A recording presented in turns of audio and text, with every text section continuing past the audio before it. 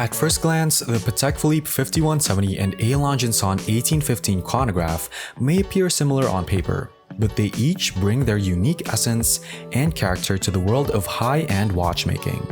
Let's delve into what makes these two chronographs distinct and why they stand out as exemplars of their respective watchmaking houses. Patek Philippe 5170.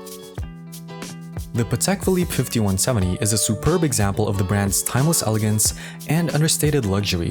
Patek Philippe is renowned for its enduring, classic designs, and the 5170 is no exception. Its 39mm rose gold case, with its graceful, slightly rounded lugs, is a nod to Patek's heritage of creating refined, dressy timepieces. The watch features Patek's iconic caliber CH29535PS, an in-house manual winding movement known for its exceptional craftsmanship.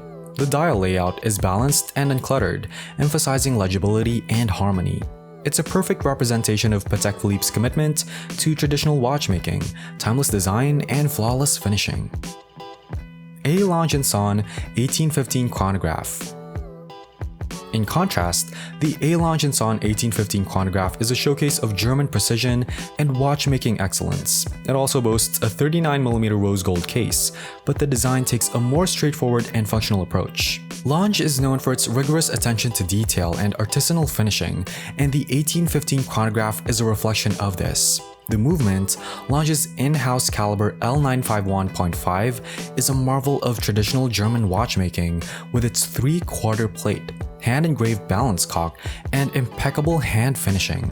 The dial is simple and symmetrical, with a pulsometer scale for measuring heart rate, a nod to its historical inspirations. In essence, the Patek Philippe 5170 represents the epitome of Swiss horological elegance and timeless design. It's a watch that exudes class and sophistication. On the other hand, the A. Lange Söhne 1815 chronograph embodies the precision and craftsmanship associated with German watchmaking, focusing on intricate mechanical artistry. These watches may share some technical specifications, but their personalities, aesthetics, and cultural backgrounds set them apart, making them the chalk and cheese of the chronograph kingdom, as you aptly put it. Both are brilliant examples of the heritage and distinct approaches of their respective watchmakers, and each appeals to a different set of connoisseurs in the world of haute horlogerie. A significant part of the contrast between the two brands lies in their historical roots. Patek Philippe had humble beginnings as a startup founded by two Polish entrepreneurs who relocated to Geneva in 1839 to venture into watchmaking. In 1844, one of the founders, Sabic, left the company and he was succeeded by Adrien Philippe, a man of French heritage. It's worth noting that French watchmaking carries a rich heritage comparable to, if not more than, Swiss watchmaking. Icons like Abraham Louis Breguet honed their craft in Paris, adding to France's watchmaking legacy. Interestingly, there was a period in the early 1800s when Swiss watchmaking was akin to what Chinese manufacturing represents today, economical and abundant. During a time when watchmaking was predominantly under the influence of the British and French, and mass production was beginning to take root, the French enlisted their Swiss relatives to craft watch components in their homes during the extended Swiss winters. This collaboration marked the birth of the Swiss cottage industry in watchmaking. Over time, the Swiss watch industry overtook France and England in production, but their designs continue to be heavily influenced by the French, much like Chinese design draws from the West today. Swiss watch production increased tenfold over half a century, while French and English industries stagnated. The Swiss built a reputation for quality and precision, with brands like Lange, Audemars Piguet, and Patek Philippe rising to prominence. In Germany, the watch industry thrived for similar reasons, but with a distinct German influence. Germany's heritage, seen in the Bauhaus movement, shaped the early design of German timepieces. A. Lange Söhne, founded in the same year as Patek Philippe, is a notable example. Founder Ferdinand A. Lange spent 2 years seeking funding from the Royal Saxon Ministry of the Interior, finally securing it in 1845. Understanding this historical context sheds light on the design of these two watches. The Patek Philippe draws on French origins, featuring Arabic-style numerals, a refined and elegant case, and a movement that matches its aesthetics. In contrast, the German timepiece reflects its heritage distinctly. Its case is angular and straightforward, and the dial prioritizes functionality with a clinical precision, and the movement is meticulously crafted with German silver, showcasing characteristic Teutonic engineering. But does this make the Lange Söhne an unattractive watch? Surprisingly, no. It's not only distinctive, but also far from unattractive. Its unwavering focus on engineering is a form of beauty in itself, setting it apart from the more conventionally styled Patek Philippe. Beyond their appearances, it's when you examine these watches under magnification that the real battle begins. The Patek Philippe showcases its skill with a matte finish on its chronograph hands, while the Lange Söhne responds with a subtle three-dimensional quality on its dial that catches the light beautifully.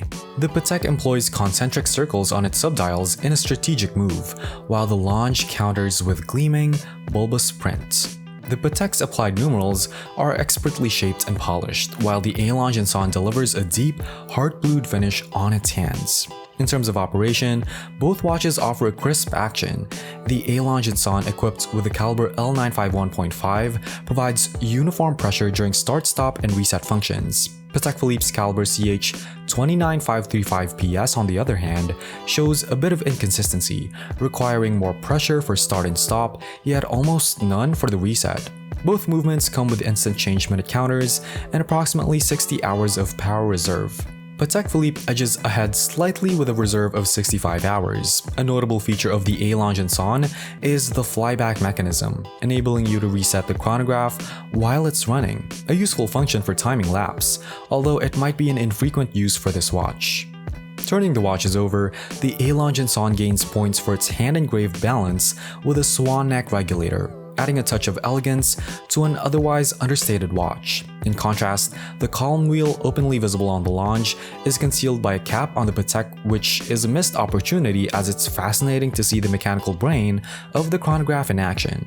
Additionally, the Lange impresses with its screwed gold chatons, underscoring the meticulous, over-engineered approach behind the 1815 chronograph. Patek Philippe does make up some ground with its higher beat rate, operating at 28,800 beats per hour compared to Lange's 18,000. This means a smaller balance wheel, which might be less aesthetically pleasing but contributes to the chronograph's enhanced accuracy.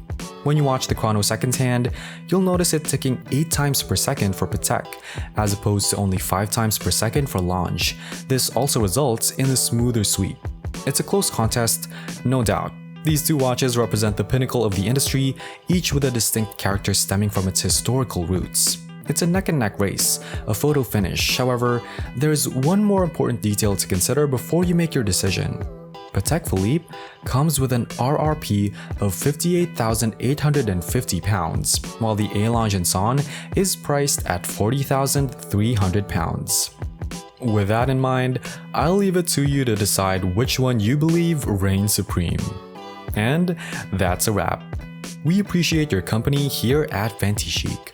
Remember to show your support by liking and commenting on this video. Don't miss out on our future updates, be sure to subscribe to our channel, and we look forward to seeing you in our next video.